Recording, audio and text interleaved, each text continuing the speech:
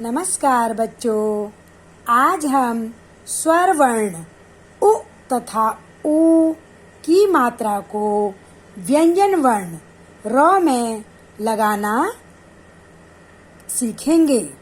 बच्चों, अभी तक आपने व्यंजन वर्ण में उ की मात्रा को नीचे लगाना सीखा है। जैसे मौ में आपने उ की मात्रा लगाई तो ये मुंह हो जाता है और ये नीचे लगता है, मौ के पैर में लगता है।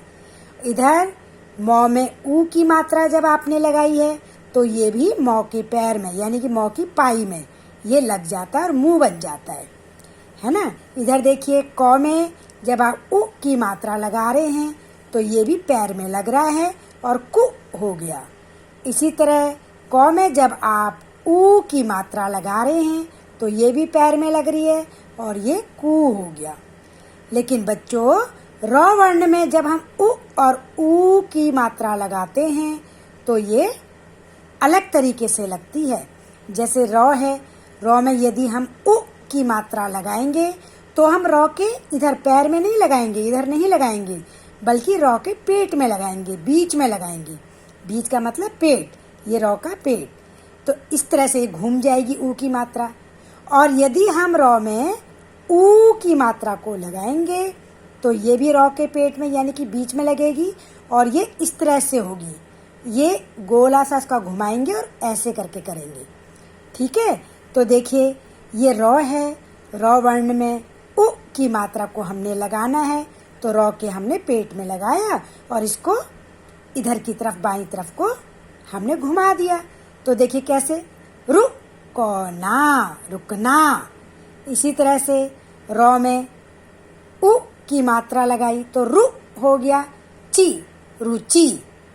इसी तरह से र में हमने फिर उ की मात्रा लगाई तो वही हम पेट में लगाएंगे और इसको इस तरह से घुमा देंगे तो रुकावट। इसी तरह से र में उ की मात्रा लगाई तो देखिए रु हो गया और ये ई, रुई हो गया। इसी तरह से र में फिर हम उ की मात्रा लगाएंगे तो देखिए ये इस तरह से लगाएंगे। बच्चों, ये बात आपने ध्यान रखनी है कि जब हम र में उ की मात्रा को लगाएंगे तो इसमें सर्कल नहीं लगेगा, गोला नहीं लगेगा, यानी कि हुंडी नहीं लगेगी। रुपया। इसी तरह से र में उ की मात्रा तो रु और ख, रुख। इसी तरह से गु, र और फिर इसमें उ की मात्रा लगानी है तो गु, रू हो गया। इसी तरह से शु, फिर र में ऊ की मात्रा रू, शु, रू, आत, शुरुआत। तो आपने देखा ना कि जब हमने इन वर्णों में ऊ की मात्रा लगाई तो हमने इसमें सर्कल नहीं लगाया, गोला नहीं लगाया, हुंडी नहीं लगाई, सीधा इसको ऐसे घुमा दिया। लेकिन जब हम र में बड़े ऊ की मात्रा लगाएंगे तो देखिए कैसे लगाएंगे। र इसमें ऊ की मात्रा इस तरह से लगेगी, सर्कल लगाएंगे। तो देखिए र में हमने ऊ की मात्रा लगाई तो देखो रुई, तो देखो सर्कल लगा दिया ना मैंने यहाँ पर। ये क्या लगाया है, गोल गोल हुंडी लगाई है यानी कि सर्कल लगाया है। तो जब हम बड़े ऊ की मात्रा लगाएंगे यानी कि ऊ की मात्रा लगाएंगे तो सर्कल बन जाएगा यानी कि हुंडी बन जाएगी, रुई। लेकिन लगेगा ये पेट में ही, र के पेट में, र के बीच में लगेगा। अब देखिए र फिर ऊ की मात्रा रू, ठना, रूठना। इसी तरह से र में फिर ऊ की मात्रा रूपा। इसी तरह से देखिए र में फिर ऊ की मात्रा रूमाल। इसी तरह से देखिए ड म, फिर र में ऊ की मात्रा डमरू। अब देखिए र में ऊ की मात्रा रू, खा, रूखा। इसी तरह से देखिए अ म रू और ये द, अमरूद। शु और र में ऊ की मात्रा शुरू। ठीक है बच्चों, तो देखिए अब आपने क्या देखा कि जो छोटे ऊ की मात्रा होती है यानी कि जो उ की मात्रा होती है वो तो बिना हुंडी के लगती है, र के पेट में यानी कि र के बीच में लगती है।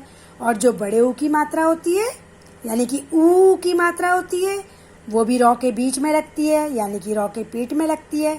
लेकिन हम उसको यहाँ से गोला बना देते हैं यानी कि इसकी हुंडी बना देते हैं घुमा के बनाते हैं।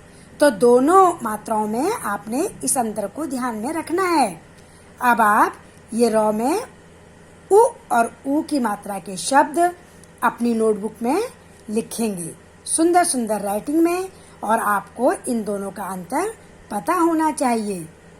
ठीक है बच्चों, अब आपको ये अच्छी तरह से समझ आ गया होगा कि अगर हम उ लगाएंगे तो हम उसमें सर्कल नहीं लगाएंगे, और अगर हम ऊ लगाएंगे रॉ में तो हम उसमें सर्कल लगाएंगे, यानी कि गोला लगाएंगे मात्रा में।